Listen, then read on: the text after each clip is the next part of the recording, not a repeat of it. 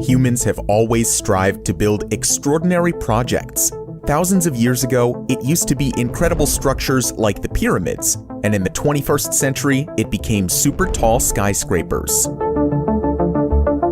For a long time, the tallest building in the world was the Empire State Building, but many taller buildings came after that. And since 2010, the world's tallest building has been standing in the United Arab Emirates in Dubai. In this video, we're going to explore how they built the tallest building in the entire history of civilization, the Burj Khalifa. Did you know that the Burj Khalifa attracts over 1.8 million tourists every year? And that over 12,000 people worked on the construction site every single day? Before we continue, make sure to like this video and subscribe to Top Luxury. Let us know in the comments below if you have already visited the Burj Khalifa. With a height of 828 meters, the gigantic Burj Khalifa breaks so many world records that it's hard to keep track. Tallest freestanding structure, highest observation deck, and tallest service elevator are just a few of them. It also has the highest residential apartment on the planet.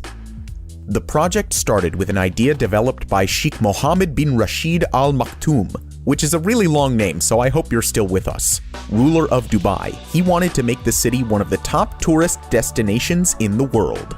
The idea was to make something so extraordinary as to go beyond anything ever made by humans before. Construction on this truly extraordinary project started in 2004. 6 years and $1.5 billion later, the skyscraper opened to the public in 2010. After the concern about its debts, Dubai once again has something to celebrate. Tonight was a finale for a building that began 6 years ago. The construction cost of the Burj Khalifa is actually pretty low when compared to other tall buildings in the world. To give you an idea, New York City's One World Trade Center cost $3.9 billion. But no matter the budget, you can imagine building the tallest skyscraper in the world was no easy task. Even just planning it required extremely complex thinking and challenged the architects. One of the biggest challenges was the wind.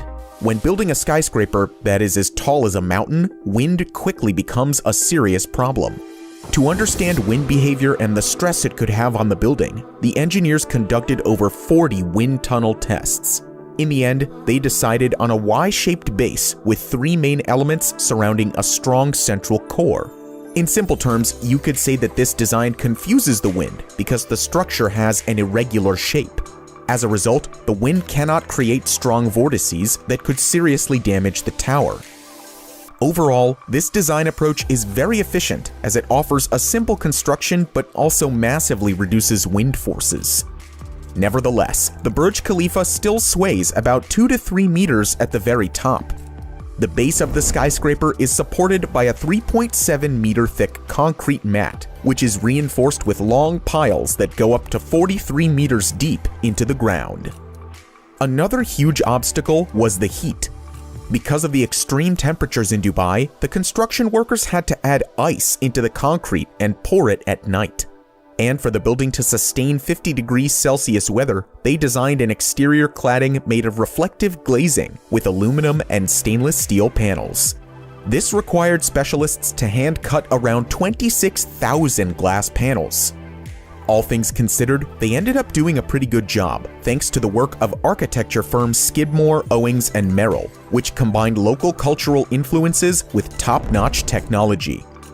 For the overall design, the architects took inspiration from the geometries of the spider lily, a regional desert flower. At ground level, the tower is surrounded by 11 hectares of land, with green spaces and the largest choreographed fountain in the world. Construction on this gigantic fountain alone cost over $218 million. It is illuminated by over 6,600 lights and can shoot water up to 150 meters into the air. To give you some perspective, this is almost twice the height of the Statue of Liberty. The engineers also tried to reduce material usage and waste as much as possible, which is why they included what they call a sky-sourced ventilation system, which draws in cool air through the top of the building. In addition to that, they have the largest condensate recovery systems in the world. The building collects and drains condensed water into a holding tank in its basement. This water is then pumped into the site irrigation system to be used on the Burj Khalifa park. The Burj Khalifa is so tall that a significant number of its floors are purely used for the base structure of the spire. So in total, about 22% of the floors are not habitable, out of a total of technically 209 floors. The height of the building is 3 times that of the Eiffel Tower and almost twice the Empire State Building. It's so enormous that it can take up to 3 months for cleaning crews to clean every single window. And if you want more numbers, the weight of the concrete is the equivalent of 100,000 elephants, and that's just the concrete. The total weight of the aluminum is greater than the weight of 5 A380 aircrafts. The construction of the Burj Khalifa required so much work that at the peak of construction, there were over 12,000 workers and contractors on site every single day. This led to one of the most impressive structures ever built by mankind. There are 57 elevators total, and the main elevator goes as high as 504 meters. One of the records the Burj does not hold is for the world's fastest elevator, but it does hold the record for the world's 3rd fastest elevator, so it's just a small failure. The fastest one is in the Shanghai Tower, and the second one is in the CTF Finance Center in Guangzhou. Although the building's spire is one of its most defining features, it's actually somewhat controversial. Spires such as this one have been called vanity spires because they're not inhabited and they're simply used to make a building as tall as possible. But it does have a practical use, as it houses the building's communication equipment. Now you might be wondering what the Burj Khalifa is for, other than showing off. Well, the main purpose of the tower was to make it a major tourist attraction. This was definitely a huge success, as it attracts over 1.8 million tourists every year. But the gigantic tower has many uses. It's full of retail space, offices, a Giorgio Armani hotel, and of course, a ton of residential units. Among those are 900 luxury residences, going from studios to a giant 5-bedroom penthouse. And residents get access to a great number of facilities, such as a gym, a library, and meeting spaces. In addition to that, they also have a cigar club, a gourmet market, jacuzzis, and indoor and outdoor pools. It also contains the world's highest building-based observation deck at almost half the height of the tower, and because they're really into beating world records, it has the highest restaurant on the planet, which stands at 441 meters high on floor 122. Of course, it offers outstanding panoramic views. They also make sure to use the building for as many cool purposes as possible, which is why it offers one of the world's most impressive fireworks shows in the world on New Year's Eve.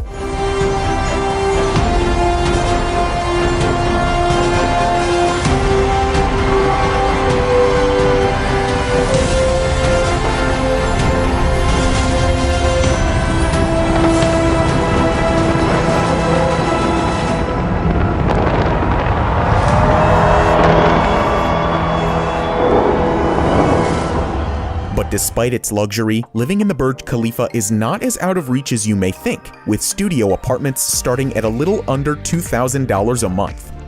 When it comes to buying, a 1-bedroom apartment will cost you a bit over $1 million.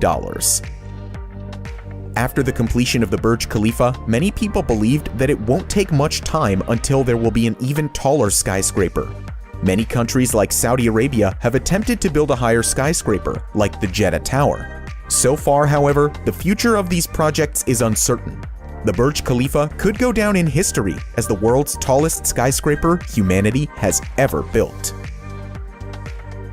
What's your opinion of the Burj Khalifa, the world's tallest skyscraper? Is it worth all the tourist attention, or are you better flying off to Paris to see the Louvre? Let us know what you think in the comments below.